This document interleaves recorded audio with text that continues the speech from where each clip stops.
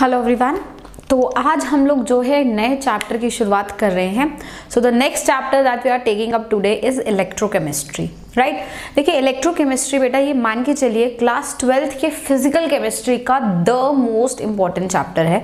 मतलब इलेक्ट्रोकेमिस्ट्री एक ऐसा चैप्टर है जिसके साथ आपको कंफर्टेबल होना ही पड़ेगा, कोई ऑप्शन ही नहीं है आपके पास। ये सबसे ज्यादा इंपॉर्टेंट चैप्टर की कैटेगरी में जो है रखा जाता है, both for the school exams also and for your entrance. Of course there is no way out कि आप इलेक्ट्रोकेमिस्ट्री से सवाल एक्सपेक्ट नहीं करेंगे। बहुत अच्छे तरीके के क्वेश्चंस आते हैं। चैप्टर भी काफी बड़ा है और काफी डिटेल में हम लोग जो है इलेक्ट्रोकेमिस्ट्री को डिस्कस करने वाले हैं, राइट। तो पहले मैं आपको इंट्रोडक्शन दे देती हूँ। इलेक्ट्रोकेमिस्ट्री का जो चैप्टर है, ऐसा नहीं है कि आप इलेक्ट्रोकेमिस्ट्री पहली बार पढ़ेंगे, आपने कितनी बार जो होगा सेल वगैरह सब पढ़ रखा होगा, लेकिन हम वापस से सारी चीजें जो है एक बार डिटेल में डिस्कशन करेंगे, right? So basically we are in this chapter we will be either discussing कि इलेक्ट्रिसिटी के थ्रू केमिकल रिएक्शंस कैसे कराए जाते हैं, या फिर केमिकल रिएक्शंस जो हैं उनको इलेक्ट्रिसिटी से या तो करवा दो या इलेक्ट्रिसिटी उनमें से प्रोड्यूस करा दो, ठीक। या फिर हम उनके मैकेनिज्म स्टडी करेंगे कि इलेक्ट्रोलाइटिक कंडक्टेंस और मेटालिक कंडक्टेंस में क्या फर्क होता है। जो मैं कहती हूँ आयनिक सोल्यूशंस जो होते हैं, मतलब आयनिक कंपाउंड्स जो होता है एक्वस सोल्यूशन में डिसॉल्व हो जाते हैं और they conduct electricity in aqueous medium, तो वो सारा मैकेनिज्म किस तरीके से होता है। तो इस चीजों को हम इस चैप्टर में जो है डिस्कस करने वाले हैं। ओवरव्यू के लिए आप ये मानिए कि इस चैप्टर को हम लोग जो है 3 पार्ट्स में डिस्कस करेंगे। एक पार्ट होगा हमारा इलेक्ट्रोलाइटिक सेल, एक पार्ट होगा हमारा इलेक्ट्रोकेमिकल सेल, और द थर्ड पार्ट होगा कंडक्टेंस। हम इन 3 पार्ट को बेसिकली जो है डिटेल में स्टडी करेंगे। और लास्ट पार्ट हमारा जाता है बैटरीज, डिफरेंट तरीके की बैटरीज क्या है और उनके अंदर केमिकल रिएक्शंस किस किस तरीके से होते हैं, ऑल दैट, राइट। तो सबसे पहले हम लोग जो है इस पार्ट को स्टडी करने वाले, दैट इज इलेक्ट्रोलाइटिक सेल। तो इलेक्ट्रोलाइटिक सेल को हम आज शुरुआत कर रहे हैं, उसके बाद हम इसी सीक्वेंस में जो है बढ़ेंगे, फिर इलेक्ट्रोकेमिकल सेल पढ़ेंगे, फिर कंडक्टेंस पढ़ेंगे एंड देन बैटरीज की तरफ जाएंगे, राइट। तो चलिए हम लोग शुरुआत करते हैं इलेक्ट्रोलाइटिक सेल से। तो सबसे इंपॉर्टेंट चीज क्या है इलेक्ट्रोलाइटिक सेल में, कि ये सेल करता क्या है, इस सेल का काम क्या है, ठीक है। इलेक्ट्रोलाइटिक सेल एक ऐसा सेल होता है जिसमें हम इलेक्ट्रिसिटी को बच्चे यूज करते हैं ताकि एक नॉन स्पॉन्टेनियस केमिकल रिएक्शंस को हम कंडक्ट कर पाए। क्या बोलना चाह रही हूं मैं, कि एक नॉन स्पॉन्टेनियस केमिकल रिएक्शन, मतलब ऐसी रिएक्शन जो अपने आप नहीं हो सकती, जो बिना किसी एड के प्रोसीड नहीं कर सकती, उस केमिकल रिएक्शन को अगर मुझे कराना है और मैं हेल्प ले रही हूं जो है आपकी उसकी इलेक्ट्रिसिटी के थ्रू मैं वो रिएक्शन करा रही हूं, तो वो रिएक्शन जो है अब मेरी कहलाएगी कि वो रिएक्शन जिस सेल में हो रही है वो होगा मेरा electrolytic cell. Do you understand? So electrolytic cell basically क्या करता है, it uses electricity to perform a non spontaneous chemical reaction, perform a non spontaneous chemical reaction. एक नॉन स्पॉन्टेनियस केमिकल रिएक्शन को परफॉर्म करने के लिए जो इलेक्ट्रिसिटी यूज करता है, इसे हम बोलते हैं इलेक्ट्रोलाइटिक सेल। जैसे फॉर एग्जांपल मेरे पास एक रिएक्शन है आपके सामने, NaCl मेल्टेड फॉर्म में मेरे पास प्रेजेंट है और उसको मैं कन्वर्ट कर रही हूँ sodium in solid form plus chlorine in gas form. Let's say this is a particular reaction I want to conduct. ऐसा रिएक्शन बच्चे आप लोगों ने देखा ही नहीं है, क्योंकि ऐसा केमिकल रिएक्शन हम लोग आराम से करा ही नहीं सकते, है ना। तो ये एक नॉन स्पॉन्टेनियस रिएक्शन है जिसका डेल्टा G रिएक्शन का जो है ग्रेटर देन 0 है। This is a non spontaneous reaction.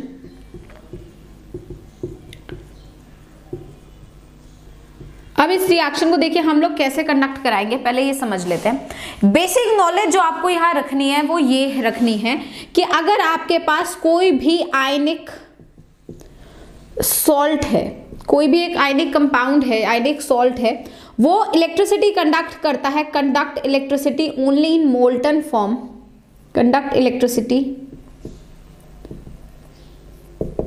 In molten form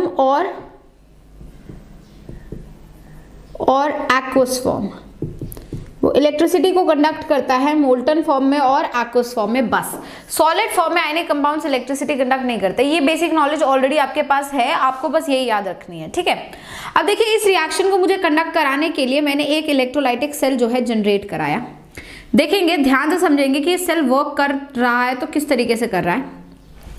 मैंने क्या किया, इस सेल में यहां पर मोल्टन NaCl लिया, Na प्लस आयंस और Cl माइनस आयंस होंगे। यहां पर मैंने 2 मेटल रॉड्स डाली, ठीक। ये जो मेटल रॉड्स हम लोग यूज करते हैं बेटा, इन मेटल रॉड्स को हम लोग बोलते हैं electrodes, we call them electrodes, ठीक है। तो these metal rods I have taken here. ये जो मेटल रॉड्स है इनको हम लोग क्या बोलेंगे, इलेक्ट्रोड्स। अब बेटा इलेक्ट्रोड मेरे 2 तरीके के हो सकते हैं, एक रिएक्टिव और एक नॉन रिएक्टिव। मतलब एक ऐसा इलेक्ट्रोड जो मेरा इसके साथ रिएक्ट कर सके, या फिर ऐसा जिसको मतलब ही ना हो इससे, ये किसी भी मेरे सोल्यूशन के साथ रिएक्ट ना कर सके, ठीक है। तो इसको जो मैंने यहाँ मोल्टन NaCl लिया है, इसको मैं बोल सकती हूँ इलेक्ट्रोलाइटिक सोल्यूशन या फिर इलेक्ट्रोलाइट। इसको बोलते हैं इलेक्ट्रोलाइटिक सोल्यूशन, क्योंकि एक्वस फॉर्म में नहीं है तो मोल्टन इलेक्ट्रोलाइट बोल सकते हैं इसे, तो इलेक्ट्रोलाइट हम इसे बोलेंगे। यहां तक बात क्लियर हो रही है। 2 मेटल रॉड्स डाले जिनको हम इलेक्ट्रोड बोल सकते हैं, वो 2 तरीके के होते हैं, रिएक्टिव, नॉन रिएक्टिव। अभी मैं जो कैटेगरी आपके साथ शेयर कर रही हूँ वो है नॉन रिएक्टिव इलेक्ट्रोड्स।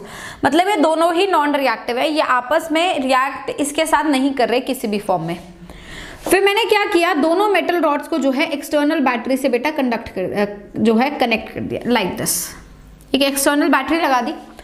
अब बैटरी की पोलैरिटी मैं जैसे डिसाइड करूंगी उसी हिसाब से इन रॉड्स की पोलैरिटी डिसाइड हो जाएगी, है ना भाई। मैंने यहाँ पॉजिटिव टर्मिनल लगाया और इसको नेगेटिव टर्मिनल से कनेक्ट किया तो ये पॉजिटिव बनेगा, ये नेगेटिव बनेगा। मैंने इसको नेगेटिव से कनेक्ट किया, इसको पॉजिटिव से कनेक्ट किया तो ये पॉजिटिव, ये नेगेटिव, हाँ है ना। क्योंकि आज जो एक्सटर्नल बैटरी लगा रहे हो उस हिसाब से आप इन दोनों इलेक्ट्रोड की पोलैरिटी को डिसाइड करते हो। तो जैसे ये पॉजिटिव है, ये नेगेटिव है, तो पॉजिटिव वाला इससे कनेक्टेड है तो ये वाला टर्मिनल मेरा पॉजिटिव बन गया, ये नेगेटिव वाला इससे कनेक्टेड है तो ये वाला टर्मिनल मेरा नेगेटिव बन गया। बात क्लियर हुई। अब क्या हुआ, जैसे ही आपने यहाँ बैटरी लगाई, अब इस सिस्टम में करंट फ्लो करना शुरू किया, है ना बेटा। अब करंट फ्लो करना शुरू किया जिस वजह से ये टर्मिनल पॉजिटिव टर्मिनल बना, ये टर्मिनल नेगेटिव टर्मिनल बना। अब क्या होगा, इस करंट से क्या होगा, ये देखिए। जब आप यहाँ जो इलेक्ट्रोलाइट ले रहे हैं बेटा, ये मोल्टन स्टेट में होगा या एक्वस स्टेट में होगा। आप सॉलिड इलेक्ट्रोलाइट यहाँ नहीं लेंगे, बिकॉज सॉलिड स्टेट में इलेक्ट्रिसिटी कोई भी आयनिक कंपाउंड कंडक्ट नहीं करता, ये हमें पता है ना।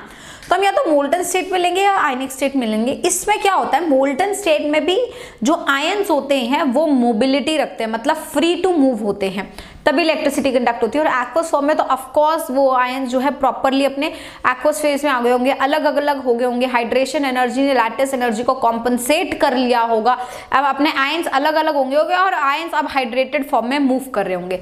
तो ओवरऑल ये आयनिक सॉल्ट्स इलेक्ट्रिसिटी कंडक्ट करते हैं via the movement of ions.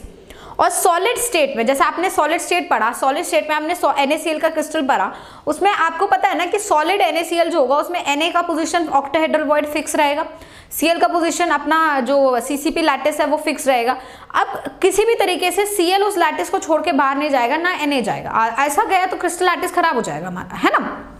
तो यही रीजन है कि सॉलिड में जो अपने आयंस है वो सिर्फ अपने पोजीशन में मूव कर सकते हैं, या कुछ भी करो, अगर डिफेक्ट्स भी होंगे तो लैटिस के अंदर अंदर ही होंगे, है ना। वो इतनी फ्रीली मूव नहीं कर सकते, तो इलेक्ट्रिसिटी कंडक्ट नहीं होती।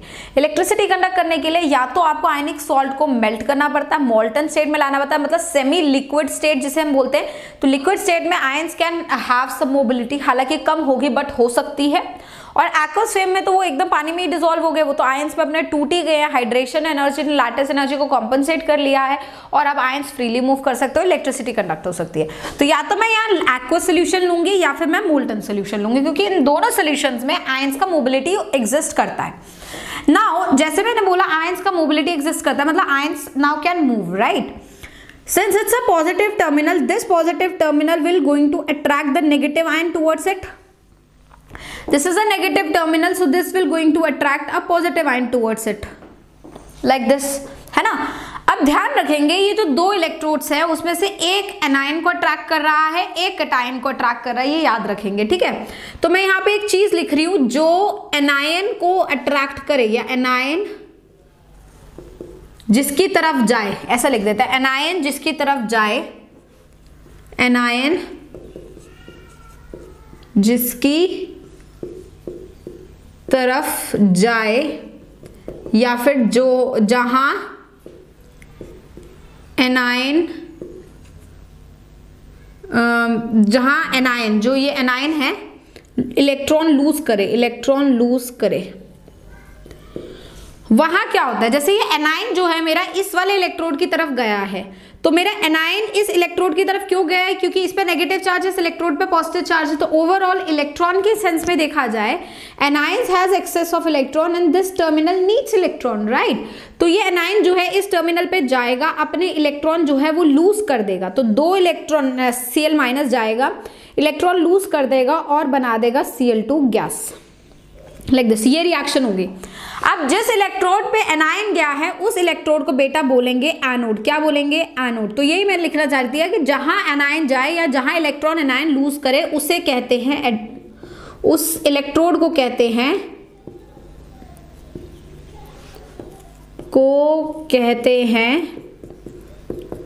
एनोड। तो आप एनोड को कैसे याद रखेंगे? एनोड और एनायन, तो जहां एनायन जाए वो क्या बना? मेरा एनोड, ठीक। और एनायन जाएगा तो वो क्या करेगा? इलेक्ट्रॉन को लूज करेगा, क्योंकि anion will obviously have more electron, और इलेक्ट्रॉन को लूज करने को क्या बोलते हैं बच्चे? ऑक्सीडेशन। तो एनोड पे टेक्निकली यहां क्या हो रहा है बेटा? ऑक्सीडेशन। समझा बात को? ये आपको चीज समझ आई? ठीक। नेक्स्ट इज हमारा कैथोड वाली चीज। अब कैथोड क्या है ध्यान से समझेंगे। Na+ जहां गया, Na+ कौन है? कैटायन। तो Na+ जहां गया वो क्या बनेगा? मेरा कैथोड। तो यहां लिख देते हैं जहां कैटायन जाए, या फिर आगे लिख देते हैं जहां कैटायन इलेक्ट्रॉन गेन करे, जहां इलेक्ट्रॉन गेन करे। क्यों? अब बताओ Na+ यहां नेगेटिव की तरफ क्यों गया है? क्योंकि वहां इलेक्ट्रॉन और Na के पास इलेक्ट्रॉन नहीं है, तो Na wants to gain a electron. तो जब वो इलेक्ट्रॉन गेन करता है वो क्या बना देता है? सोडियम। अब ये जो प्रोसेस है, इस प्रोसेस को हम बोलते हैं बेटा, गेनिंग ऑफ इलेक्ट्रॉन को बोल सकते हैं हम रिडक्शन, और ये होगा बेटा इस इलेक्ट्रोड पे जिसका नाम होगा कैथोड। तो ये कैथोड जो है मैंने यहां लिख दिया है। तो जहां कैटायन जाए या जहां इलेक्ट्रॉन गेन करे उसे कहेंगे कैथोड। तो आप एनोड और कैथोड को कैसे याद रखेंगे? जहां कैटायन जाएगा वो हो जाएगा आपका कैथोड, जहां एनायन जाएगा AA वो हो जाएगा आपका एनोड। एनायन के पास इलेक्ट्रॉन ज्यादा होते हैं तो they will going to eventually lose electron, तो हमारा एनोड पर होगा ऑक्सीडेशन, कैथोड पर होगा बेटा reduction. Do you understand the point right now? तो हमेशा ऐसा ही होता है, जब Cl- यहां जाएगा तो देखिए प्रोसेस समझिए, Cl- जब यहां जाएगा तो Cl- अपने इलेक्ट्रॉन्स को यहां छोड़ देगा और Cl2 गैस बन के यहां से निकल जाएगा। ये जो इलेक्ट्रॉन्स हैं वाया दिस टर्मिनल ऐसे मूव करेंगे, और यहां पर क्योंकि एक्सेस ऑफ इलेक्ट्रॉन आता जा रहा है बाहर सप्लाई से, तो ये इलेक्ट्रॉन नेगेटिव चार्ज हो जाएगा, और सोडियम इस टर्मिनल से इलेक्ट्रॉन गेन करके सोडियम बन के ही इस इलेक्ट्रोड पे डिपॉजिट हो जाएगा। तो टेक्निकली रिएक्शन क्या हुआ, फाइनल केमिकल रिएक्शन क्या हुआ कि मेरे पास NaCl प्रेजेंट था मेल्ट में, इलेक्ट्रिसिटी कंडक्ट करते ही NaCl चला गया सोडियम में और ये चला गया Cl2 में। अगर रिएक्शन को अगर आप एक तरीके से देखें कि हाफ रिएक्शन से दोनों, इन दोनों को आप ऐड करना चाहते हैं तो आपके नेट रिएक्शन में इलेक्ट्रॉन नहीं आना चाहिए, आपको मालूम है। तो मतलब you can multiply this reaction with 2। So as soon as you multiply it with 2 this become 2 NaCl here and this becomes 2 sodium plus Cl2 gas. Now this is the reaction exactly that we were wanting here. This was a non-spontaneous reaction which we made it. We reacted this. We did this reaction using a cell and that is a electrolytic cell. Do you understand the point? अब ये जो reaction basically हुआ है, इस reaction को आप ध्यान से समझिए। इस रिएक्शन में एक तरीके से ये जो मेरा इलेक्ट्रोलाइट है, ये मैंने आपको बताया था ये इलेक्ट्रोलाइट होता है, ये इलेक्ट्रोलाइट अपने कॉन्स्टिट्यूएंट स्पीशीज में ब्रेक हो गया है ना। इस प्रोसेस को हम लोग नाम देते हैं इलेक्ट्रोलाइसिस। तो इलेक्ट्रोलाइसिस, इलेक्ट्रो मतलब इलेक्ट्रिसिटी और या फिर इलेक्ट्रोलाइट, और लाइसिस मतलब ब्रेक करना। तो इलेक्ट्रोलाइट का इलेक्ट्रिसिटी के प्रेजेंस में ब्रेक होना ही मेरा इलेक्ट्रोलाइसिस है। इलेक्ट्रोलाइसिस एक नॉन स्पॉन्टेनियस रिएक्शन होता है जिसे हम इलेक्ट्रोलाइटिक सेल में परफॉर्म करते हैं, राइट। तो what you have learn till now, ठीक है, अब उसको रिकॉल कर लो। आपने अभी तक यहाँ क्या पढ़ा है, की पॉइंट्स क्या है कि सबसे पहले आप इलेक्ट्रोलाइटिक सेल में एक नॉन स्पॉन्टेनियस रिएक्शन करेंगे जिसका डेल्टा जी कैपिटल जो है ग्रेटर देन 0 होता है।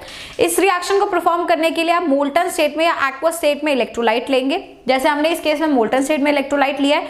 इस इलेक्ट्रोलाइट जो हम लेंगे उसके अंदर हम 2 मेटल रॉड्स डालेंगे। The metal rods would be known as electrodes. Electrodes can be reactive और नॉन रिएक्टिव।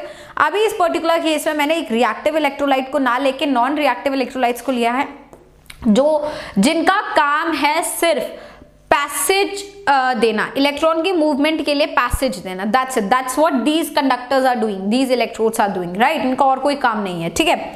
तो हमारा इनका काम ये है कि सोडियम के डिपॉजिट होने के लिए एक जगह जिसके ऊपर सोडियम डिपॉजिट हो जाए, या फिर मैं बोलूँ कि ये दोनों इलेक्ट्रॉन्स को एक मीडियम दे रहे, एक पाथ दे रहे। इलेक्ट्रॉन जिस तरीके से, भाई इलेक्ट्रॉन ऐसा हवा में घूमते घूमते थोड़ी आएगा, वो एक पर्टिकुलर मीडियम से पास करेगा, मेटल रॉड से पास करेगा। तो इसलिए हमने मेटल रॉड से मेटल वायर्स यहाँ यूज करेंगे, राइट। हाँ, अब जो पॉइंट इंपॉर्टेंट है वो ये है कि मेरा जो इलेक्ट्रोलाइट है उसमें आयंस है। कैटायन जिस इलेक्ट्रोड की तरफ अट्रैक्ट होता है उसे बोलते हैं कैथोड, और कैथोड पे कैटायन जो है इलेक्ट्रॉन गेन कर लेता है। जिस इलेक्ट्रोड की तरफ एनायन अट्रैक्ट होता है उसे बोलते हैं एनोड, और एनोड पे एनायन जो है इलेक्ट्रॉन लूज कर देता है। मतलब एनोड पर होता है ऑक्सीडेशन, कैथोड पर होता है रिडक्शन। ये बात कभी गलत नहीं होगी, ये बात हमेशा ट्रू है कि एनोड पर ऑक्सीडेशन, कैथोड पर रिडक्शन, ये ट्रू बात है, ये गलत नहीं होगी। समझ रहे बात को। एक दूसरी चीज वो ये है कि जो मेरा एनोड है उस पर आप देख रहे हैं पॉजिटिव चार्ज है, और जो कैथोड है उस पर नेगेटिव चार्ज है। तो यहां मैं एक चीज लिखना चाह रही हूं जो कि काफी इंपॉर्टेंट है, वो देखिए क्या है। In electrolytic cell anode is positive charge and cathode is negative charge. ये काफी इंपॉर्टेंट है कि इलेक्ट्रोलाइटिक सेल में एनोड पॉजिटिव है, कैथोड नेगेटिव है, ठीक है। अब आप ये याद कर लीजिए कि इसमें ही ऐसा होता है, ये हमेशा ट्रू नहीं होगा। मेरी बात ध्यान से सुनेंगे, ये हमेशा ट्रू नहीं होगा कि मैं बोलूं कि मेरा एनोड पॉजिटिव कैथोड नेगेटिव, ये हमेशा ट्रू नहीं होगा। ये सिर्फ कैथोड और एनोड का जो पोलैरिटी है, ये वाली पोलैरिटी सिर्फ और सिर्फ इसी सेल के लिए ही वैलिड है। इलेक्ट्रोकेमिकल सेल में ये पोलैरिटी रिवर्स हो जाती है, बट ये जो चीजें हमने यहाँ लिखी हैं ये चीजें कभी रिवर्स नहीं होती, ये चीजें हमेशा रहती है। मतलब इलेक्ट्रोलाइटिक सेल और इलेक्ट्रोकेमिकल सेल, जब मैं इलेक्ट्रोकेमिकल पढ़ाऊंगी तो आपको बताऊंगी कैसा क्यों हो रहा है, लेकिन अभी आप याद रखिए कि एक चीज जो हमेशा चेंज हो सकती है, जो कांस्टेंट नहीं है सेल में, वो है इलेक्ट्रोड्स की पोलैरिटी। इलेक्ट्रोड्स की polarity depending upon the cell change हो जाती है, लेकिन कौन सा इलेक्ट्रोड ऑक्सीडेशन कर रहा है और कौन सा रिडक्शन कर रहा है, उनका नाम चेंज नहीं होता इस बेसिस पे। मतलब जो ऑक्सीडेशन कर रहा है उसे हम हमेशा एनोड ही बोलते हैं, जो रिडक्शन कर रहा है उसे हम हमेशा कैथोड ही बोलते हैं, और हमेशा ऑक्सीडेशन एनायन का ही होता है और रिडक्शन कैटायन का ही होता है। मतलब ये चीजें फिक्स रहती है, ये नहीं चेंज होगी। सिर्फ जो चीज चेंज हो सकती है वो है पोलैरिटी। जब आप इलेक्ट्रोकेमिकल सेल पढ़ेंगे you will have a clear vision of it, but ये याद रखिए इलेक्ट्रोकेमिकल सेल और इलेक्ट्रोलाइटिक सेल का पोलैरिटी अलग होता है, लेकिन इलेक्ट्रोड का काम वही है। एनोड जो है ऑक्सीडेशन कराएगा, कैथोड जो है रिडक्शन कराएगा। ये चीज गलत नहीं है। तो आप इसको याद करने के लिए एक चीज याद रख सकते हैं बेटा, क्या? Loan, will going to remember loan, ठीक है। इस लोन का मतलब क्या है जरा समझिए। इस लोन का मतलब है, हालांकि ये लोन जो है ये इलेक्ट्रोकेमिकल सेल के लिए होता है, this is for electrochemical cell. ये लोन जो इलेक्ट्रोकेमिकल सेल के लिए मैं याद कराती हूँ। अभी मेरे को इलेक्ट्रोलाइटिक सेल के लिए याद कराना है, तो मैं लोन को जो है थोड़ा सा चेंज करूंगी और मैं इसे करूंगी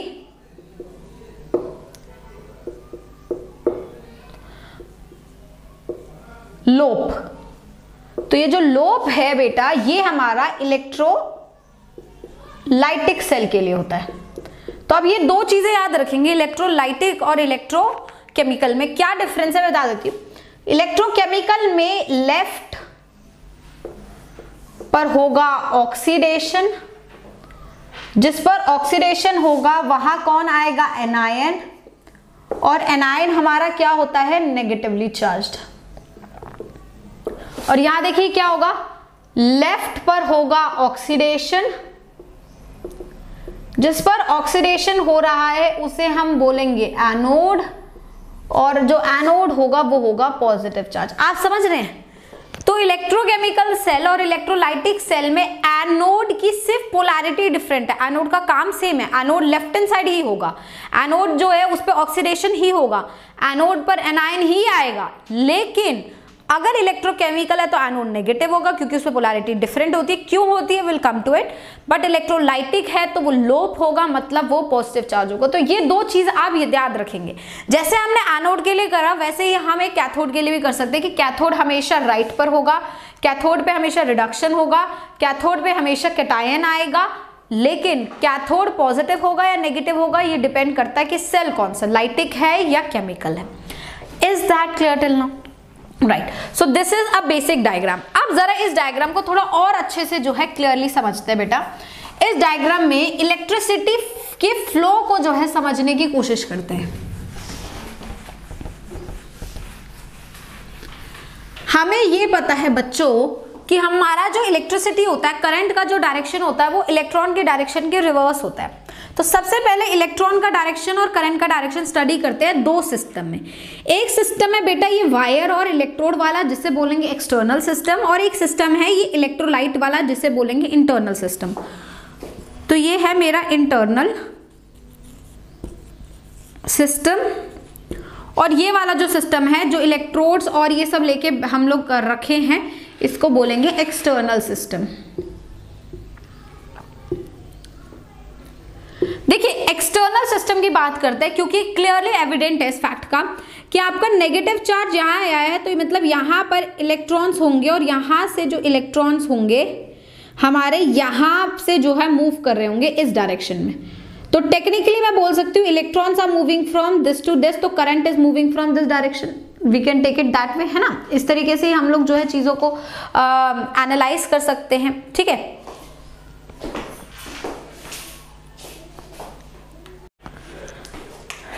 सो हमारा इलेक्ट्रॉन जो है बेटा इस डायरेक्शन मूव कर रहा है। अब ये क्या है मेरा, ये मेरा एनोड है और ये नेगेटिव वाला क्या है बेटा, मेरा कैथोड, ठीक है।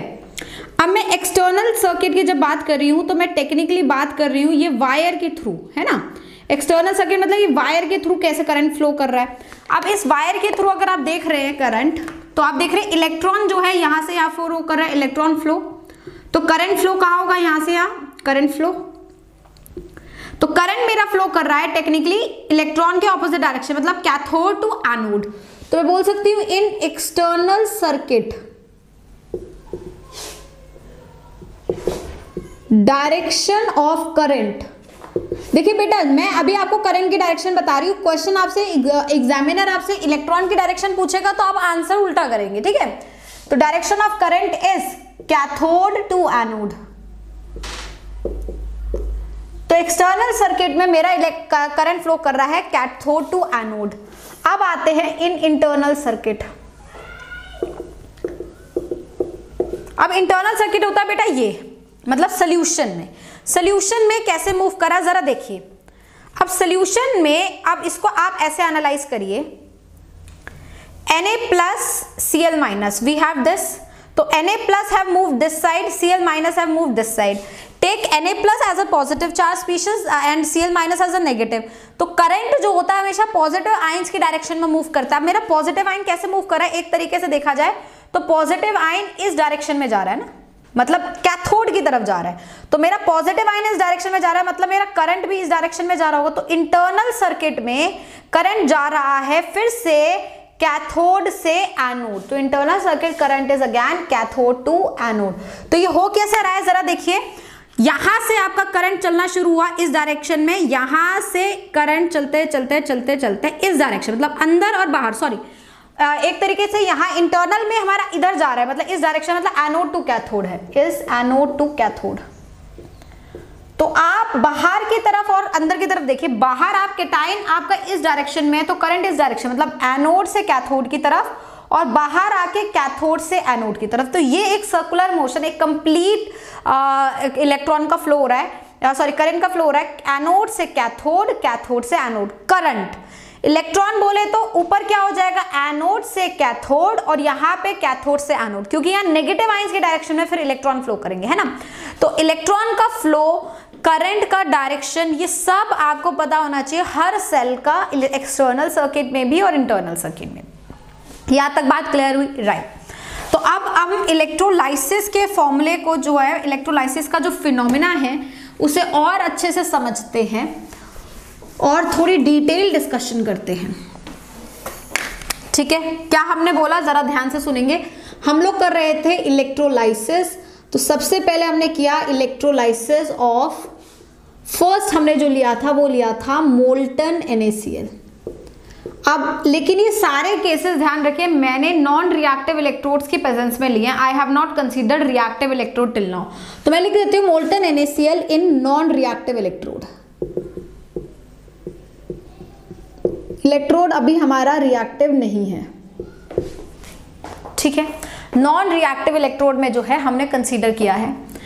अब अगर मैं मोल्टन NaCl को नॉन रिएक्टिव इलेक्ट्रोड में ले रही हूं, तो ये मैंने देखा है कि एनोड पर क्या होता है, Cl माइनस जो है वो Cl2 बन के निकल जाता है, 2 इलेक्ट्रॉन लूज कर देता है। कैटायन जो है, कैथोड जो है, Na से Na प्लस बन के 1 इलेक्ट्रॉन लूज कर देता है। तो मैं बोल सकती हूं एनोड पर sodium is deposited at the end of electrolysis, sodium deposit हो रहा है, और सॉरी कैथोड पर सोडियम डिपॉजिट हो रहा है, और एनोड पर क्लोरीन गैस इवॉल्व हो रही है, Cl2 इज इवॉल्व्ड।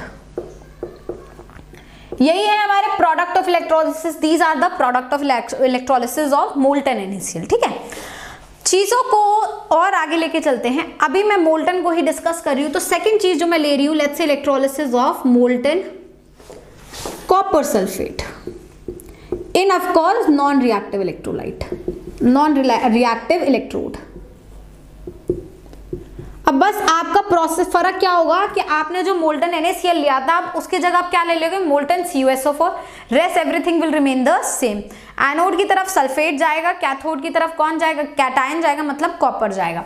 तो अगर मैं एनोड की तरफ जाऊंगी तो सल्फेट जाएगा। अब होता क्या है, सल्फेट जब होता है तो वो हमेशा H2O8 माइनस में जो है ऑक्सीडाइज हो जाता है, अगर मेरा मोल्टन NaCl है। तो ये आप छोटी छोटी सी चीजें जो है याद रखेंगे। अब ये साथ में जो है हमारे 2 इलेक्ट्रॉन्स को लूज कर देता है। कैथोड जो है कॉपर +2, कॉपर 2+ इस 2 इलेक्ट्रॉन को बेटा गेन कर लेगा और कॉपर बन के जो है वो डिपॉजिट हो जाएगा, ठीक। तो टेक्निकली आपको जो है प्रोडक्ट ऑफ इलेक्ट्रोलिसिस को जो है ध्यान रखना होता है, what are the product of electrolysis which are formed. तो इस केस में हमारा जो कैथोड है उसमें कॉपर डिपॉजिट हुआ है, और जो एनोड है उसका प्रोडक्ट ऑफ इलेक्ट्रोलिसिस जो है वो है पेरोक्सो डाइसल्फेट आयन। इसको बोला जाता है पेरोक्सो डाइसल्फेट आयन। तो पेरोक्सो डाइसल्फेट आयन जो है वो प्रोड्यूस होता है मोल्टन कॉपर सल्फेट। समझ बात को, तो मोल्टन चीजें हमने यहाँ पे जो है कंसीडर करी हैं। सिमिलरली आप एक कोई और मोल्टन भी कंसीडर कर सकते हैं। लेट्स से मैंने लिया है molten KCl, let's say in of course non reactive electrodes.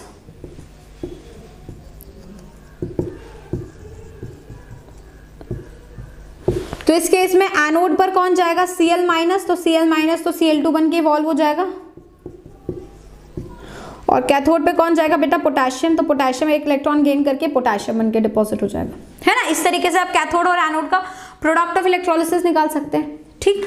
तो ये आपको बात समझ आ गई कि मोल्टन में non electrolyte, non reactive electrodes में प्रोडक्ट ऑफ इलेक्ट्रोलिसिस क्या क्या होते हैं। मेनली जो सवाल यहाँ से आएगा वो आएगा what is the product of electrolysis, ये आपने पता कर लिया, गुड। एक कदम आगे बढ़ते हैं and let's take about the case of aqueous electrolyte, कि अगर मेरे पास एक्वस इलेक्ट्रोलाइट है और नॉन रिएक्टिव इलेक्ट्रोड प्रेजेंट है तो क्या होगा, right. So let's take up a case of aqueous electrolyte. तो मैं इलेक्ट्रोलिसिस अब किसकी करा रही हूं, यहाँ पे देखेंगे the fourth case that we are taking here right now,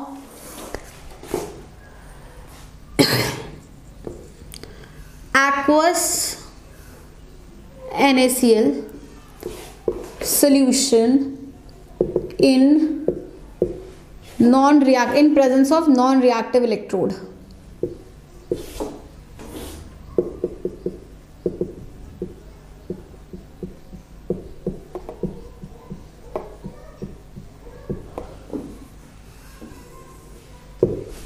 right ना, जरा थोड़ी सी बात समझते हैं हम। जब मैं इसकी बात करती हूँ aqueous NaCl in presence of a non reactive electrode, यहाँ पे हमें क्या क्या समझना है।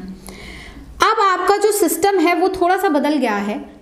यहाँ पे आपके पास aqueous NaCl है, मतलब H प्लस आइंस भी है, Na प्लस आइंस भी है, Cl माइनस आइंस भी है, OH माइनस आइंस भी। एक्वस में तो सारी चीजें होंगी, सारे आइंस होंगे। साथ में हम लोगों ने जो है 2 इलेक्ट्रोड लगाए, बैटरी से कनेक्ट कर दिया, ये पॉजिटिव टर्मिनल बन गया, ये नेगेटिव टर्मिनल बन गया, इलेक्ट्रिसिटी पास करेंगे और कार्यक्रम करेंगे। ठीक है, अब बहुत सारी चीजें आपको समझनी है कि जब हम इलेक्ट्रिसिटी पास करेंगे तो कैटायंस जो है, मेरे दोनों कैटायंस इधर भागेंगे। मैं ऐसा कर देती हूँ, इनको इस तरीके से यहाँ रिप्रेजेंट कर देती हूँ कि Cl माइनस OH माइनस, और यहाँ रिप्रेजेंट कर देती हूँ H plus and Na plus, like this. ठीक है, अब ये दोनों जो है इधर भागेंगे और ये जो दोनों है इधर भागेंगे, लेकिन विनर तो एक ही होगा, है ना भाई। रेस में विनर तो हमेशा एक ही होता है, चाहे दोनों ऑलमोस्ट सेम टाइम पे पहुंचे, लेकिन थोड़ा सा भी माइनर डिफरेंस अगर होगा टाइम में तो एक ही विनर हम लोग डिसाइड करते हैं। तो एक दोनों में से एक विनर होगा। अब बात ये है कि कौन विनर होगा, मतलब Cl माइनस यहाँ जल्दी पहुंच के जो है अपना ऑक्सीडाइज होगा या OH माइनस पहले ऑक्सीडाइज होगा, यहाँ पे Na प्लस ऑक्सीडाइज होगा या H प्लस ऑक्सीडाइज होगा। ये सारी चीजें हमें ध्यान रखनी है। होता क्या है बच्चा, ये सारी चीजें डिसाइड की जाती हैं on the basis of electrode potential value, कि किसी के पर्टिकुलर रिएक्शन की इलेक्ट्रोड पोटेंशियल क्या है। लेकिन इलेक्ट्रोड पोटेंशियल वैल्यूज तो मैंने अभी आपको समझाई नहीं है, मैं समझाऊंगी आपको जब मैं इलेक्ट्रोकेमिकल सेल की तरफ जाऊंगी। ठीक है, अभी वैसे भी इलेक्ट्रोलाइटिक सेल में आपको इलेक्ट्रोड पोटेंशियल वैल्यूज को याद नहीं रखना होता। ठीक, तो अभी आपको जो मैं लॉजिक दे रही हूँ आप बस उससे समझिए। अभी थोड़ा सा एक्सप्लेन करूंगी इसका इलेक्ट्रो पोटेंशियल का, कि आप रिलेट कर सके। ठीक है, बाकी डिटेल में इलेक्ट्रो पोटेंशियल हम लोग लेटर ऑन करेंगे। तो अब हम एक काम करते हैं, जो भी ये रिएक्शन एनोड और कैथोड पर हो सकती है वो सारे रिएक्शंस लिखते हैं, उनकी पोटेंशियल वैल्यूज लिखते हैं और चेक करते हैं कि क्या होना चाहिए। तो सबसे पहले बेटा एनोड की मैं बात कर रही हूँ। एनोड में ये दोनों रिएक्ट कर सकते हैं, दोनों जा सकते हैं। अब जरा समझना, लेट्स से Cl माइनस गया तो Cl माइनस का तो रिएक्शन सबको पता ही है कि Cl2 देके निकल जाएगा, 2 इलेक्ट्रॉन लूज कर देगा, हाँ या ना। एक रिएक्शन ये हो सकती है, क्लियर है।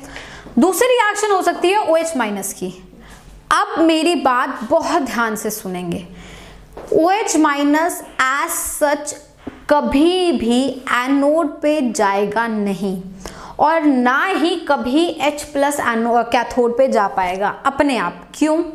क्योंकि द रीजन इज, ये मैंने आपको समझाने के लिए लिखा है। एक्वस NaCl का मतलब होता है NaCl इन वाटर, यही मतलब होता है। और NaCl इन वाटर बेसिकली क्या बनाएगा, Na प्लस आयंस एक्वस और Cl माइनस आयन एक्वस, ये बनाएगा ना। इसमें एक्वस का क्या मतलब है, एक्वस का मतलब है Na plus ion surrounded by water, Cl minus ion surrounded by water.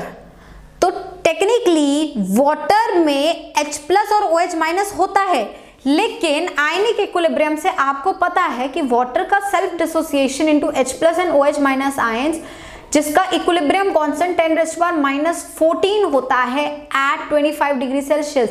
ये इक्विलिब्रियम कांस्टेंट काफी छोटी वैल्यू है, वेरी स्मॉल। इसका मतलब ये रिएक्शन आगे बहुत कम जाता है, पीछे ही रहता है मेजर टाइम में। दैट मीन्स वाटर जो है बहुत ही ज्यादा एक्सटेंट से H प्लस और OH माइनस में नहीं टूटता। ये सिर्फ समझाने की बातें, वाटर वाटर ही रहता है। तो then what do I mean by saying कि OH माइनस आयन यहाँ जा रहा है, आई मीन टू से कि पूरा वाटर ही यहाँ जाएगा, लेकिन यहाँ पर जो ऑक्सीडेशन होगा वो OH माइनस का होगा। Do you understand my point? OH minus का एज सच कोई मतलब अपने आप में अस्तित्व नहीं है। OH माइनस आयन एक पार्ट है वाटर का, तो यहां मैं लिख रही हूं OH माइनस आयन जा रहा है, टेक्निकली मैं ये बोलना चाह रही हूं कि वाटर जा रहा है, बट ऑक्सीडेशन उसमें से OH माइनस का होगा। OH माइनस और H प्लस का आपस का वाटर की, मतलब भाई बेसिक या एसिडिक सोल्यूशन होता तो H प्लस OH माइनस होता, but this is a neutral solution, सिर्फ वाटर है। तो वाटर जब होता है सोल्यूशन में तो H प्लस और OH minus ion freely present नहीं होते, H प्लस और OH माइनस आयन वाटर के फॉर्म में ही होते हैं, right. So technically what I am trying to say here is कि वाटर ही जाएगा, बट वाटर का ऑक्सीडाइज कौन होगा पार्ट OH माइनस। तो वाटर गया पर इसका ऑक्सीडाइज पार्ट है OH माइनस, तो OH माइनस ऑक्सीडाइज होके क्या दे देगा मुझे O2।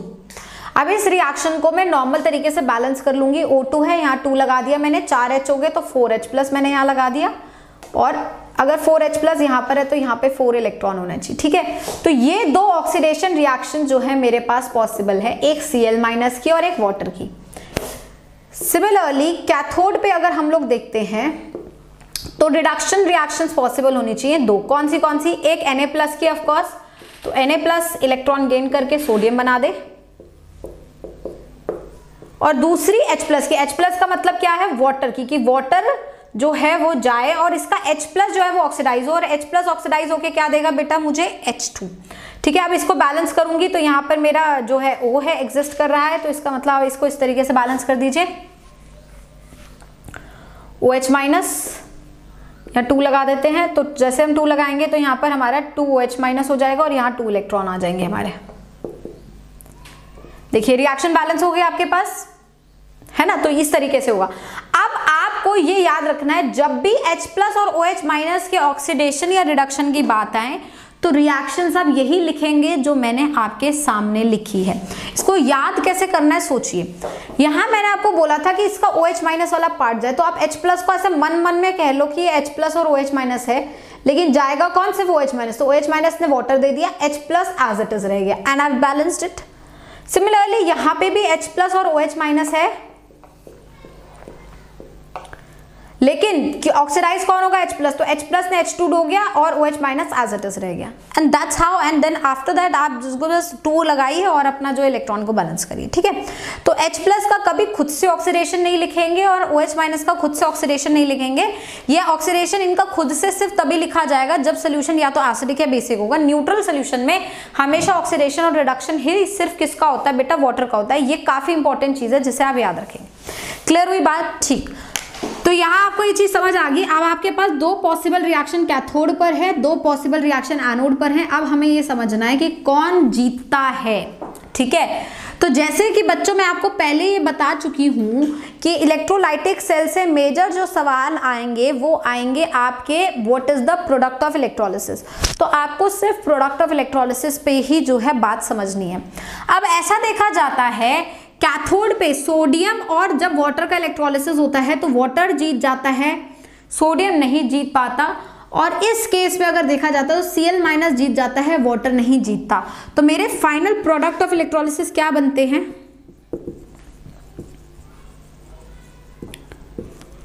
Aqueous NaCl। Aqueous NaCl का मेरा प्रोडक्ट ऑफ इलेक्ट्रोलिसिस क्या बनेगा, at cathode I will get sodium, I will get hydrogen gas which is liberated, and at anode I will get chlorine gas which is liberated।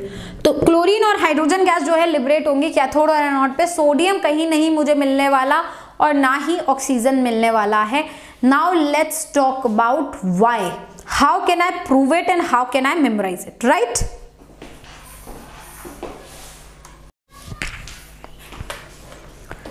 तो अब आप देखेंगे यहाँ पे हमने क्या करा है, इन चारों रिएक्शंस की E0 वैल्यूज लिख दिए। हालांकि बेटा ये E0 वैल्यूज जो है आपको याद नहीं करनी है, बस मैं समझाने के लिए आप लोगों को लिख कर दे रही हूँ। हमने क्या किया है, ये E0 वैल्यूज जो हमने यहाँ लिखी है ये सारी ऑक्सीडेशन पोटेंशियल्स हैं। क्यों, क्योंकि यहाँ ऑक्सीडेशन होगा। ये जो मैंने पोटेंशियल्स यहाँ लिखी हैं ये रिडक्शन पोटेंशियल्स हैं, ठीक है। अब होता क्या है ये याद रखना है कि ऑक्सीडेशन पोटेंशियल मुझे बताता है कि कितनी ज्यादा टेंडेंसी है ऑक्सीडाइज होने की, रिडक्शन पोटेंशियल मुझे बताता है कितनी ज्यादा टेंडेंसी है रिड्यूस होने की। तो अगर मेरा ऑक्सीडेशन पोटेंशियल ज्यादा होता है तो ऑक्सीडाइज ज्यादा होना चाहेगा कोई सब्सटेंस, और अगर रिडक्शन पोटेंशियल ज्यादा होता है तो वो सब्सटेंस रिड्यूस ज्यादा होना चाहेगा, ठीक है। अभी मैं आपको बस लेमैन लैंग्वेज में समझा रही हूँ। तो उस बेसिस पे अगर आप कैथोड को देखते हैं, कैथोड में ये रिडक्शन पोटेंशियल्स है बेटा दोनों नेगेटिव में है, ठीक है। तो जो बड़ा होगा, जिसका रिडक्शन पोटेंशियल बड़ा होगा, वो फेवर करेगा रिडक्शन को, वो रिड्यूस होना चाहेगा। तो इन दोनों में से बड़ी वैल्यू कौन सी है? ये वाली ऑफ कोर्स। तो ये वाटर जो है वो कैथोड पे रिड्यूस होना चाहेगा, इसलिए मैंने सोडियम का जो है रिएक्शन हटा दिया और ये वाला रिएक्शन होगा। ये तो क्लियर हो गया। तो ये बात तो मेरी क्लियर है। ऐसा क्यों? क्योंकि reduction potential of water into H2 is more favourable और is more than reduction of Na+। Clear? तो व्हाट इज हैपनिंग हियर? यहां क्या हो रहा है? यहां अगर मैं प्योरली ऑक्सीडेशन पोटेंशियल्स के बेसिस पे देखूं तो जिसका ऑक्सीडेशन पोटेंशियल ज्यादा वो ऑक्सीडाइज होना चाहेगा, और ज्यादा इन दोनों में से किसका आएगा बेटा? वाटर का आएगा। देखिए -1.23 इज मोर देन -1.36। तो ऑक्सीडाइज कौन होना चाह रहा है? वाटर। लेकिन अगेन वाटर नहीं हो रहा, Cl हो रहा है। ऐसा क्यों? ऐसा क्यों हुआ है? ये आपको सोचने की बात है, और इसी वजह से मैंने ये पोटेंशियल्स लिखकर आपको समझाने की कोशिश करी है। ये जो हो रहा है इसको बोला जाता है over potential. We call it as over potential. तो what do you mean by this over potential thing? Actually में जब आप इलेक्ट्रोकेमिकल सेल पढ़ेंगे तो आप ये जानेंगे कि ये जो E0 वैल्यूज होती हैं इनमें कॉन्सेंट्रेशन का बहुत ज्यादा रोल होता है। द कॉन्सेंट्रेशन काफी इंपॉर्टेंट होती है E0 के लिए। अगर कॉन्सेंट्रेशन कम है तो E0 वैल्यूज कम हो सकती हैं, कॉन्सेंट्रेशन ज्यादा है तो E0 वैल्यू ज्यादा हो सकती है। एक्चुअली E0 होता क्या है बच्चा? E0 होता है standard electrode potential. Standard concentration जो हम लोग मान के चलते हैं इन सब की, जब ये वैल्यूज कैलकुलेट करते हैं वो होती है 1 मोलर। लेकिन द पॉइंट इज कि वाटर की जो कॉन्सेंट्रेशन अगर मैं 1 मोलर ले लूं तो H+ और OH- की कॉन्सेंट्रेशन तो 1 मोलर नहीं आएगी ना, वो तो काफी कम आएगी, क्योंकि वाटर का dissociation into H+ and OH- ions हो नहीं पाता, राइट। तो एक्चुअली में यही रीजन होता है। रीजन क्या है जरा सोचेंगे। इस केस में तो मुझे कोई दिक्कत ही नहीं है, क्योंकि इस केस में कंपटीशन है ही नहीं। इस केस में तो वाटर का ही रिडक्शन पोटेंशियल फेवर कर रहा है, ये रिडक्शन पोटेंशियल फेवर ही नहीं कर रहा।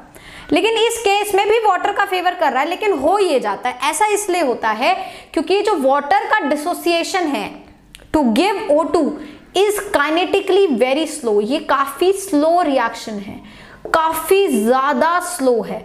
तो इतना स्लो होने की वजह से वाटर जाना चाह रहा है, O2 देना चाह रहा है, लेकिन ऑलरेडी वाटर जो है H2 बन चुका है, ठीक है। वो H2 रिलीज कर चुका है, वाटर की कॉन्सेंट्रेशन और कम हो चुकी है, क्योंकि काफी वाटर डिकम्पोज होकर H2 दे चुका है। अब वाटर कम होने की वजह से ये रिएक्शन फेवरेबल ही नहीं हो पाता, और इंस्टेड कौन जीत जाता है? Cl-। तो आप इसको ऐसे समझ सकते हैं, slow and steady wins the race. तो वो एक हम कहानी पढ़ते थे ना अपने टॉर्टोइज और रैबिट वाली। रैबिट बहुत तेजी से भाग रहा होता है, आगे जाके रेस्ट कर लेता है, और जब तक वो रेस्ट कर रहा होता है उसे गहरी नींद आ जाती है और टॉर्टोइज जीत जाता है। एग्जैक्टली सेम चीज कुछ यहाँ हुई है। जाना तो यही रिएक्शन चाह रहा है, लेकिन वो ऑलरेडी इतना जा चुका है कि वाटर की कॉन्सेंट्रेशन इतनी कम हो चुकी है रिएक्शन में कि अब उस कॉन्सेंट्रेशन को अगर मैं देखूं तो उसका डिसोसिएशन अब O2 में हो ही नहीं पा रहा है। वो रिएक्शन जाना चाह रहा है पर हो नहीं पा रहा, और वहां पे इंस्टेड कौन चला जाता है? Cl-। इसी चीज को हम लोग बोलते हैं Cl- के over potential over the water. तो that is why it happens. Now the logic is कि हमें कैसे पता चलेगा मैम कि कौन सा डिस्चार्ज हो रहा है और कौन सा नहीं हो रहा है ना? हम E0 वैल्यूज देखेंगे, हमें क्या पता क्या ये हमेशा होता है? बहुत सारे क्वेश्चंस आपके दिमाग में आ रहे होंगे, तो मैं सारे क्वेश्चंस को एकदम जस्ट में आपको समझा देती हूँ। ये आपको चीज समझ आएगी कि यहाँ क्यों हो रहा है। अब आप आ जाइए शॉर्टकट पे। यही शॉर्टकट आपको यूज करना है, चाहे आप स्कूल के एग्जाम्स की बात करें, CBSE की बात करें, चाहे आप ICSE की बात करें, चाहे आप मेंस की बात करें, चाहे आप नीट की बात करें। आपको यही चीज यूज करनी है, क्योंकि सवाल यहीं से बनता है। इन सब चीजों को आपको कोई लेना देना नहीं है। आपको बस इतना पता होना चाहिए कि कौन ऑक्सीडाइज होगा और कौन reduce in aqueous cases, that's it. तो उसके लिए हमारा शॉर्टकट ये है कि कैटायंस के केस में और एनायंस के केस में हम लोग एक पोटेंशियल यहां लिख रहे हैं जिससे हम बोल रहे हैं डिस्चार्ज पोटेंशियल। ये ऑक्सीडेशन और रिडक्शन पोटेंशियल से थोड़ा सा मतलब नॉमेनक्लेचर अलग है तो वही पोटेंशियल। बट आप इतना याद रखिए जितना मैं आपको समझा रही हूँ, बहुत ज्यादा दिमाग मत मारिएगा अभी, क्योंकि इलेक्ट्रोड पोटेंशियल जब मैं क्लियर करूंगी तो आपको और चीजें पिक्चर में आ जाएंगी समझ। तो डिस्चार्ज पोटेंशियल हम लोग कैटायंस और एनायंस का यहाँ लिख रहे हैं, ठीक है। अब क्या है हमारा डिस्चार्ज पोटेंशियल कैटायंस और एनायंस का, वो समझना है। कैटायंस के लिए याद रखेंगे S ब्लॉक का डिस्चार्ज पोटेंशियल हमेशा ज्यादा होता है H+ से, उसका ज्यादा होता है हमेशा D ब्लॉक कैटायन से। और एनाइंस के केस में कोई भी एनाइन ले लीजिए, आप नाइट्रेट ले लीजिए, आप सल्फेट ले लीजिए, आप ऑक्सालेट ले लीजिए, आप एटसेट्रा एटसेट्रा कोई भी ले लीजिए, सबका डिस्चार्ज पोटेंशियल ज्यादा होता है OH- से, और OH- से कम जिसका डिस्चार्ज पोटेंशियल होता है वो होता है Cl-। अब हमें जो याद रखना है वो यहां है, जिसका डीपी या डिस्चार्ज पोटेंशियल कम होगा वो प्रोडक्ट ऑफ इलेक्ट्रोलिसिस देगा। बस इतनी सी बात। जिसने ये बात समझ ली उसका इलेक्ट्रोलिसिस वाला पार्ट पूरा क्लियर हो जाएगा। क्या? जिसका डिस्चार्ज पोटेंशियल कम होगा वो प्रोडक्ट ऑफ इलेक्ट्रोलिसिस देगा। ठीक है, अब देखो कैसे चेक करना है। लेट्स से आपको इसके बारे में कोई इंफॉर्मेशन नहीं है, कौन जाता है, ना ही आपको E0 वैल्यूज पता है, तो आप क्या करेंगे, आप सबसे पहले अपने दिमाग में बनाएंगे कि आपके पास कौन से केटाइंस और कौन से एनाइंस अवेलेबल हैं। ठीक है, तो कैथोड के लिए मेरे पास ये अवेलेबल है रिडक्शन के लिए, और एनोड के लिए मेरे पास ये अवेलेबल है। अब मैं क्या करूंगी, कैटायंस में देखूंगी, ये S ब्लॉक का कैटायन है बेटा, और यहां से कौन जा रहा है, वाटर का H+, यही जा रहे हैं। तो S ब्लॉक और H+ में से कंपेयर करो, किसका डिस्चार्ज पोटेंशियल कम है, H+ का, वाटर जाएगा, ये नहीं जाएगा, सीधी बात। ठीक, यहां देखो एक जगह Cl-, एक जगह वाटर, वाटर का बेसिकली कौन जाएगा ना चाह रहा है, OH- जाना चाह रहा है एनोड पे, है ना। तो उस हिसाब से देखिए यहाँ पे वाटर और OH- में से किसका डिस्चार्ज पोटेंशियल कम है, Cl- का कम है, ये जाएगा, ये नहीं जाएगा। लो बात खत्म हो गई, शॉर्टकट में काम सॉल्व होगा। तो आपको बस ये याद रखना है, ये मैंने आपको एक शॉर्टकट तरीका बता दिया। बाकी जो मैं आपको जो थ्योरेटिकल नोट्स दूंगी, जब आप नोट्स पढ़ेंगे तो आप नोट्स में बहुत सारे कैटायंस और बहुत सारे एनायंस मैंने दे रखे हैं जो आपके डिस्चार्ज पोटेंशियल वाइज हैं। हालांकि आप उनको याद करना चाहो कर सकते हो, but that will not make much sense too, क्योंकि इतने सारे कैटायंस और एनायंस कोई याद नहीं कर सकता और कोई किसी ने पूछने भी नहीं है। आपका काम इतने से हो जाएगा आराम से, मेंस और नीट लेवल पे इतना जानने से आपका जो है ना काम हो जाएगा। आप ऐसा नहीं है कि और एनायंस नहीं होते, इससे भी नीचे बहुत सारे होते हैं, F- भी होता है, Br- भी होता है, बहुत सारे होते हैं, लेकिन मैंने सिर्फ वही लगाया जितना आपसे पूछा जाना है। जो मैं आपको थ्योरेटिकल नोट्स दूंगी at the end of the chapter, उसमें जब आप देखेंगे तो आपको डिस्चार्ज पोटेंशियल की लिस्ट मिल जाएगी। आप चाहे तो वो याद कर सकते हैं, नहीं तो यू कैन लीव इट, ये याद कर लीजिए। मैंने भी सिर्फ इतना ही ध्यान रखा हुआ है, इतने से हमारा काम बन जाएगा। बात क्लियर हुई? चलिए अब मैं थोड़ा सा प्रैक्टिस कराती हूँ ताकि आप याद रख सके इस डिस्चार्ज पोटेंशियल वाली चीज को। डिस्चार्ज पोटेंशियल हम नहीं हटा रहे, और बाकी कुछ इलेक्ट्रोलिसिस के प्रोडक्ट्स जो है फटाफट एनालाइज करने की कोशिश करते हैं, ताकि हमें प्रोडक्ट ऑफ इलेक्ट्रोलिसिस में कोई गलती ना करें हम। तो अभी आपने देखा इलेक्ट्रोलिसिस किसका हमने किया, अभी हमने इलेक्ट्रोलिसिस किया aqueous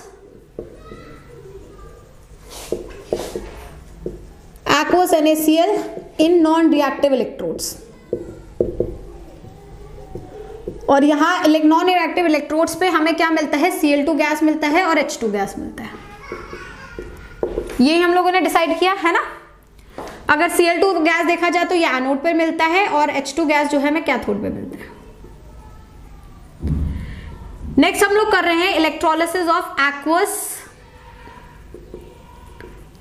कॉपर सल्फेट। अब बताइए इसमें कौन बनेगा, वही है सिम नॉन रिएक्टिव इलेक्ट्रोड्स में कर रहे हैं। तो कॉपर सल्फेट देखिए, कॉपर +2 आयंस और H+ आयंस में कंपटीशन होगा, और यहाँ सल्फेट आयंस और OH- आयंस में कंपटीशन होगा, यही होगा। नाउ कॉपर 2+ डी ब्लॉक का है, और H+ दोनों में से कौन जीतेगा, डी ब्लॉक, मतलब ये जीतेगा क्योंकि इसका डिस्चार्ज पोटेंशियल कम है। सल्फेट और OH- में से कौन जीतेगा, OH- क्योंकि इसका डिस्चार्ज पोटेंशियल कम है। तो शॉर्टकट में मैंने बता दिया कि कॉपर 2+ जो है 2 इलेक्ट्रॉन गेन करके कॉपर बन के डिपॉजिट हो जाएगा, और ये होगा कैटायंस कैथोड पर, और एनोड पे OH- जाएगा मतलब वाटर जाएगा, तो वाटर ऑक्सीजन दे देगा, 4H+ दे देगा और 4 इलेक्ट्रॉन देगा। देखिए हो गया ना, विद इन सब सेकेंड्स आपका क्वेश्चन सॉल्व। तो बस आपको प्रोडक्ट ऑफ इलेक्ट्रोलिसिस को ही बेटा प्रिडिक्ट करना आना चाहिए। बात क्लियर हुई? अच्छा एक चीज और समझे यहाँ पे, what happens if I take electrolysis of very very diluted NaCl।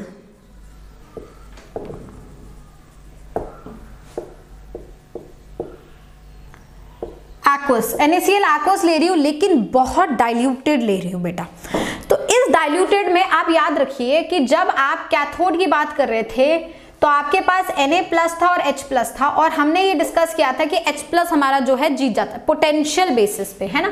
तो H+ हमारा जीत जाता है, ये नहीं जीतता, तो हमारा रिएक्शन होता है H2O giving me H2 + 2OH- +2 electron. This was the reaction that was happening, है ना। और एनोड पे जब हमारे पास Cl- था और OH- था, इलेक्ट्रोड पोटेंशियल के बेसिस पे इसको जाना चाहिए, पर जाता ये था क्योंकि इसका कॉन्सेंट्रेशन बहुत कम होता था।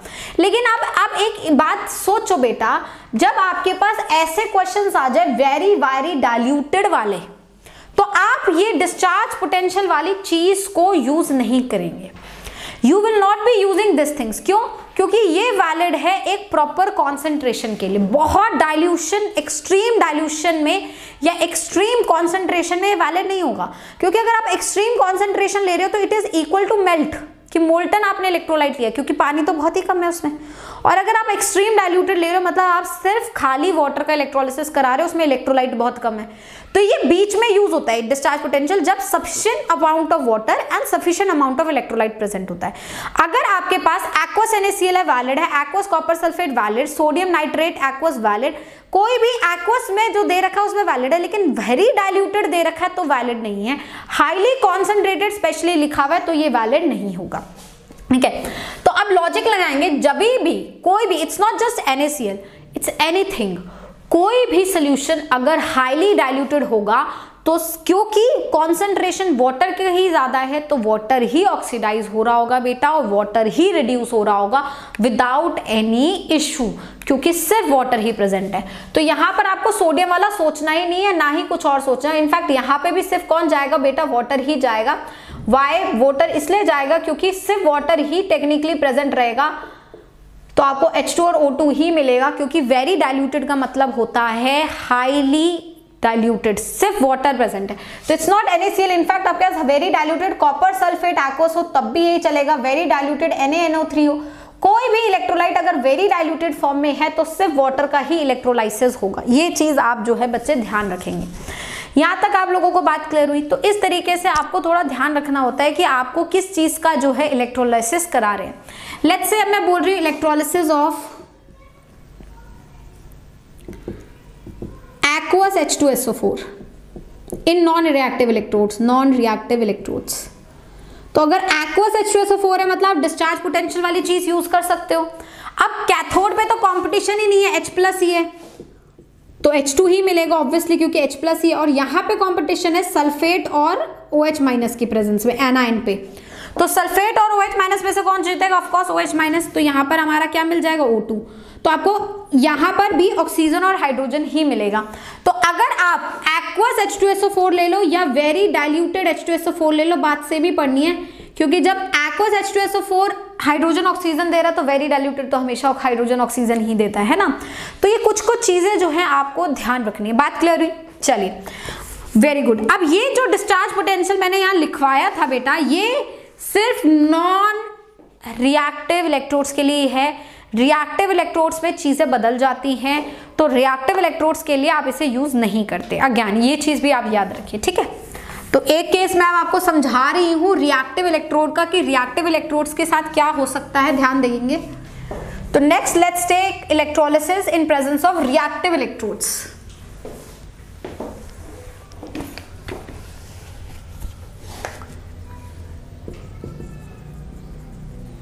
तो लेट्स से मैंने इलेक्ट्रोलिसिस कराया AgNO3 in presence of silver electrode. तो अब सिल्वर इलेक्ट्रोड जो है बेटा नॉन रिएक्टिव तो नहीं होगा, सिल्वर तो आपका इलेक्ट्रोड कौन सा है? रिएक्टिव है ना।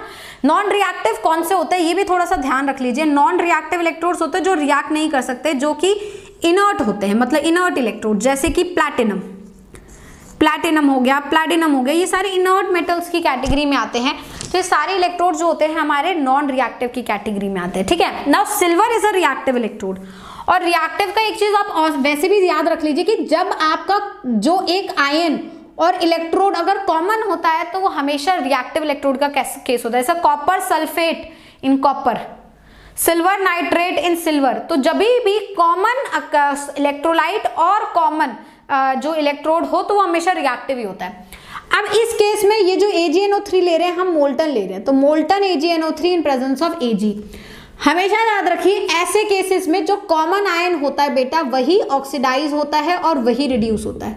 कभी भी, क्योंकि उनकी कॉन्सेंट्रेशन बढ़ गई ना, इलेक्ट्रोड में भी वही प्रेजेंट है, सोल्यूशन में भी वही प्रेजेंट है, तो जो कॉमन आयन होता है वही ऑक्सीडाइज और वही रिड्यूस, दोनों जगह उन्हीं का काम होगा।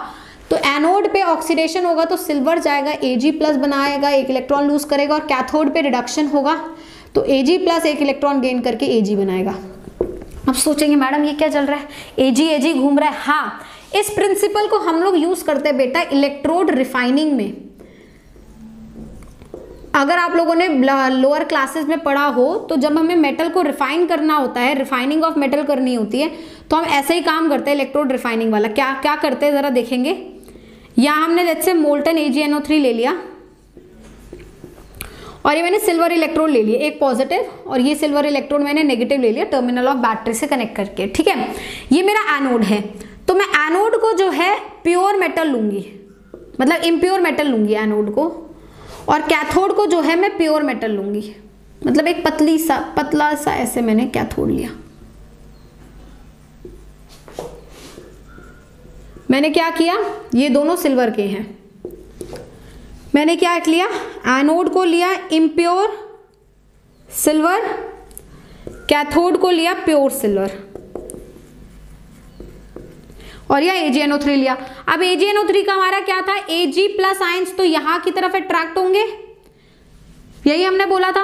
अब नाइट्रेट यहां अट्रैक्ट होने चाहिए, पर नाइट्रेट यहां जाएंगे नहीं, अगर अट्रैक्ट होंगे भी जाएंगे नहीं, जाएगा कौन, सिर्फ सिल्वर। तो एनोड से जो आपने इतना मोटा लिया उससे सिल्वर जो है नीचे की तरफ इम्प्योर, जो प्योर सिल्वर है, क्योंकि इम्प्योर है तो उसमें प्योरिटी और इम्प्योरिटी मतलब डर्ट भी प्रेजेंट है, कुछ और भी प्रेजेंट है, तो इसमें से जो भी प्योर है सिल्वर वो नीचे की तरफ जो है आएगा और Ag+ आयंस बनाएगा और इलेक्ट्रॉन को यही छोड़ देगा। तो बेसिकली एनोड पे क्या हो रहा है, ध्यान से देखेंगे, एनोड पे क्योंकि ऑक्सीडेशन होता है तो जो सिल्वर है फ्रॉम इलेक्ट्रोड वाला सिल्वर जो है वो नीचे आएगा, Ag+ बनाएगा और एक इलेक्ट्रॉन जो है लूज करेगा। ये Ag+ कौन बना रहा है, जो आपका इसके अंदर प्योरिटी वाला पार्ट था वो Ag+ बना के किस में चला गया, इलेक्ट्रोलाइट में चला गया। और देखिए कैथोड में क्या हो रहा होगा, Ag+ ही कैथोड की तरफ अट्रैक्ट हो रहा होगा, तो इलेक्ट्रोलाइट से Ag+ जो है इलेक्ट्रॉन गेन करेगा, क्योंकि अब ये जब इधर आया तो इसने इलेक्ट्रॉन यहाँ छोड़ दिए। अब ये इलेक्ट्रॉन जो है एक्सटर्नल बैटरी से कनेक्ट होकर कैथोड की तरफ जाएंगे, कैथोड नेगेटिव बनेगा और इलेक्ट्रॉन जो नीचे Ag+ गया था वो ही Ag+ जो है इधर जाएगा, तो Ag+ इलेक्ट्रॉन गेन करके Ag बना के जो है अब डिपॉजिट हो जाएगा किस पे, कैथोड पे।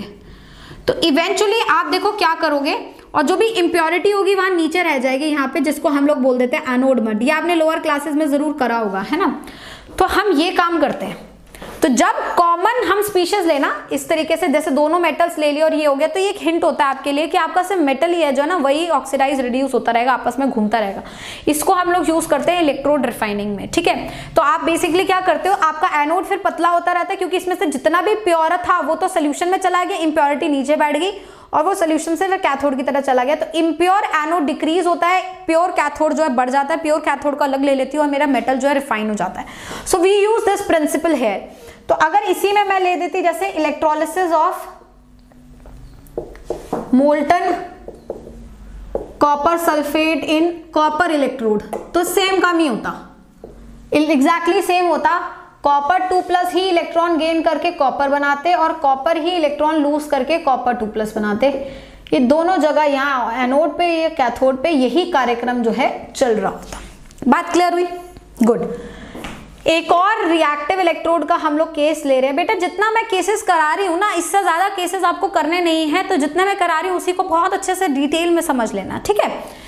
हमने किया इलेक्ट्रोलिसिस ऑफ, ये काफी इंपॉर्टेंट है, NaCl in presence of mercury electrode। Obviously mercury जो है अब वो रिएक्ट करेगा, mercury will going to react. Now the solution we are taking is aqueous NaCl, मतलब ब्राइन सोल्यूशन में ले रही हूँ, मोल्टन नहीं ले रही। अगर सपोज ये मरकरी ना होता, प्लैटिनम होता, कुछ भी नहीं लिखा रहेगा तो आप इनर्ट मानेंगे। तो अगर ये प्लैटिनम इलेक्ट्रोड होता बेटा, तो आप क्या करते, Na को ना लेके हाइड्रोजन को ऑक्सीडाइज कराते और Cl- को, तो H2 और Cl2 आपको जो है मिल जाता ना। इस केस में क्योंकि मरकरी है, mercury will going to affect, हमारा एनोड और कैथोड पे रिएक्शंस बदल जाते हैं।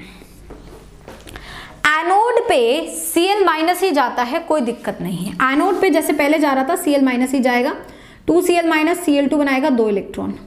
लेकिन कैथोड पे जो Na प्लस का रिएक्शन हो रहा था, Na का रिएक्शन हो रहा था गिविंग मी Na प्लस और इलेक्ट्रॉन, और एक जगह वाटर का रिएक्शन हो रहा था giving me H2 plus 2H minus, sorry Na plus है ना, यहाँ पे H प्लस, तो H प्लस ने H2 दिया 2H माइनस, और यहाँ पे 2 इलेक्ट्रॉन, और यहाँ पे Na प्लस जो है वो एक बनाता Na और एक इलेक्ट्रॉन गेन करता। तो ये दो रिएक्शंस कैथोड पे बेटा हो सकते थे। अगर ये मरकरी ना होता, प्लैटिनम होता, तो आप बिना सोचे समझे इस रिएक्शन को कंडक्ट करा देते हैं ना, क्योंकि आपको डिस्चार्ज पोटेंशियल वाली चीज से पता है। लेकिन अब ये रिएक्शन नहीं हो के ऊपर वाली रिएक्शन होगी। ऐसा क्यों? ऐसा इसलिए क्योंकि यहाँ जब Na प्लस इसलिए जा रहा है क्योंकि जो सोडियम है ना, यहाँ पे ये सोडियम जो है मरकरी फ्रॉम द इलेक्ट्रोड के साथ कंबाइन करके NaHg बनाएगा, विच इज सोडियम अमेल्गम। तो अब आप जो इलेक्ट्रोड पोटेंशियल लोगे, जिसकी वजह से आप कह रहे थे कि ये वाला रिएक्शन होना चाहिए, वो इलेक्ट्रोड पोटेंशियल सोडियम का रहेगा ही नहीं। वो इलेक्ट्रोड पोटेंशियल किसका बनेगा? सोडियम से अमेल्गम फॉर्मेशन का, जो कि फेवर करता है इस रिएक्शन को और इस रिएक्शन को फेवर नहीं करता। ठीक है, तो जो भी मैं रिएक्टिव इलेक्ट्रोड्स के केस करा रही हूँ बेटा, वो आपको एज सच ही मेमोराइज करने पड़ेंगे, क्योंकि और कोई ऑप्शन नहीं है। ई नॉट वैल्यूज आप याद नहीं कर सकते, ना ही एग्जामिनर आपको ई नॉट वैल्यूज देगा, तो आपको जो है आप ही करना पड़ेगा। ठीक है, तो इस केस में आप ये याद रखेंगे Na प्लस वाला जो रिएक्शन है वो फेवरेबल हो जाता है इंस्टेड ऑफ दिस। ऐसा क्यों? क्योंकि सोडियम जो है मरकरी के साथ रिएक्ट करके क्या बना देता है? सोडियम अमेल्गम, और वेरी इंपॉर्टेंट होता है। और इस रिएक्शन को हम लोग यूज करते हैं NaOH फॉर्मेशन पे, क्योंकि सोडियम अमेल्गम जो प्रोड्यूस हुआ है, इसे जब आप वाटर के साथ ट्रीट करते हो तो वो आपको NaOH दे देता है, प्लस साथ में मरकरी जो है लेफ्ट बिहाइंड हो जाता है। तो ये रिएक्शन जो होता है, it is use in the synthesis of NaOH। अगर आप एस ब्लॉक को रिवाइज करेंगे ना अपने, तो आपको यहाँ ये रिएक्शंस जरूर मिलेंगे।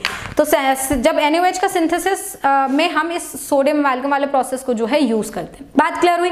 तो मरकरी इलेक्ट्रोड में Na अमेल्गम बनता है और क्लोरीन गैस इवॉल्व होती है। कॉमन आयंस में सिर्फ कॉमन आयंस ही ऑक्सीडाइज और कॉमन आयंस ही रिड्यूस होते हैं। ठीक, अब मैं लास्ट केस और एक करा रही हूँ रिएक्टिव इलेक्ट्रोड का, जो काफी ज्यादा इंपॉर्टेंट है और पूछा जाता है। Let's talk about that case as well.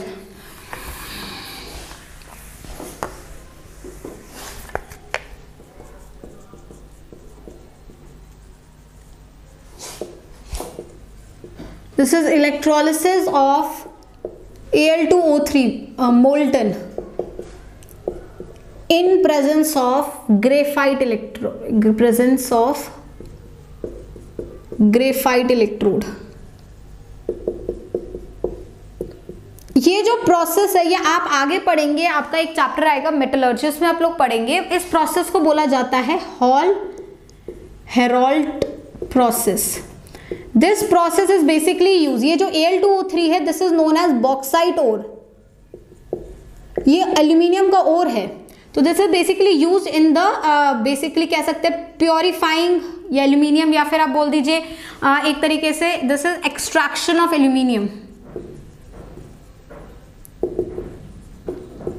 From Al2O3। ये प्रोसेस ये है। देखिए क्या होगा इस केस में, आपके पास Al2O3 है और मोल्टन, मतलब एल्यूमिनियम आयंस होंगे और ऑक्साइड आयंस होंगे, यही होगा। अब आपके पास क्योंकि मोल्टन है तो आपको सोचना ही नहीं है, एल्यूमिनियम जो है वो कैथोड पे जो है 3 प्लस है, तो 3 इलेक्ट्रॉन गेन करेगा और एल्यूमिनियम बन के डिपॉजिट हो जाएगा। एनोड पे टेक्निकली होना क्या चाहिए था, O2 माइनस को इलेक्ट्रॉन लूज करके ऑक्सीजन बन के निकलना चाहिए, बट ऐसा नहीं होगा क्योंकि आपका जो इलेक्ट्रोड है वो कार्बन का है। तो कार्बन जो है ऑक्साइड के साथ रिएक्ट कर सकता है, तो this is carbon which is coming from electrode, ये इसके साथ रिएक्ट कर सकता है। जो इसके साथ रिएक्ट करके बनाएगा कार्बन मोनोऑक्साइड और 2 इलेक्ट्रॉन लूज कर देगा, या फिर ऐसा हो सकता है कि ये कार्बन डाइऑक्साइड बना दे और 4 इलेक्ट्रॉन लूज कर दे। ये दोनों ही प्रोसेस यहाँ हो सकते हैं। तो मैं कार्बन को बेसिकली इसलिए लेती हूँ ताकि कार्बन ऑक्सीजन के साथ रिएक्ट करके कार्बन मोनोऑक्साइड और कार्बन डाइऑक्साइड बना, और ये रिएक्शन ज्यादा फीजिबल है compare to evolution of oxygen. Oxygen evolve वो वाला प्रोसेस जो है स्लो है, जबकि कार्बन के साथ कार्बन मोनोऑक्साइड बनना और कार्बन डाइऑक्साइड बन के इवॉल्व होने वाला प्रोसेस फास्ट है। तो जब ये वाला प्रोसेस फास्ट होगा, मतलब बहुत सारे ऑक्साइड निकलेंगे, जो ऑक्साइड निकलेंगे तो एल्यूमिनियम भी निकलेंगे, और एल्यूमिनियम निकलेंगे तो एल्यूमिनियम मेटल जो है हमारा एक्सट्रैक्ट हो जाएगा। तो ये प्रोसेस होता है हॉल-हेरोल्ड प्रोसेस। इसमें जो इलेक्ट्रोड है वो टेक्निकली एनोड का जो इलेक्ट्रोड है वो एनोड में ऑक्साइड के साथ रिएक्ट करके कार्बन मोनोऑक्साइड और कार्बन डाइऑक्साइड जो है प्रोड्यूस करता है। इस प्रोसेस में बहुत सारी और चीजें होती है जो आप आगे पढ़ेंगे, क्योंकि आप यहाँ पे मोल्टन Al2O3 ले रहे हैं तो आपको मेल्टिंग पॉइंट जो है, मतलब आप इसमें बहुत सारी चीजें डालते हैं, आप इसमें कैल्शियम फ्लोराइड डालते हैं, आप इसमें क्रायोलाइट डालते हैं, ये सारी चीजें आप डालते हैं। ये सारा जो होता है ये क्या करता है, बेसिकली कंडक्टेंस को इंक्रीज करता है, कंडक्टेंस को इंक्रीज करता है, मेल्टिंग पॉइंट ऑफ Al2O3 को जो है डिक्रीज करता है। बहुत डिटेल है, ये आप जब एक्सट्रैक्शन पढ़ेंगे तो मैं आपको बताऊंगी। अभी मैं एक ऐसे ही बता रही हूँ आपको कि ये सारी चीजें भी डलती हैं इसमें। हालांकि अभी मेरा उससे कंसर्न नहीं है, अभी आपको तो सिर्फ प्रोडक्ट ऑफ इलेक्ट्रोलिसिस पता होना चाहिए, अभी आपका काम यही है। But just for your knowledge I have given you this. बात क्लियर हुई? तो आई होप अब आप लोग इस स्टेज पर तो आ गए हैं कि अगर आपको सिंपल मैं बता दूं कि कौन सा इलेक्ट्रोलाइट है और कौन सा इलेक्ट्रोड है तो आप प्रोडक्ट ऑफ इलेक्ट्रोलिसिस जो है पता कर सकते हैं। बात समझ आई यहाँ तक? तो ये हमारा फर्स्ट पार्ट है इस चैप्टर का, इलेक्ट्रोलाइटिक सेल का, कि how to predict the product of electrolysis. Am I clear till now?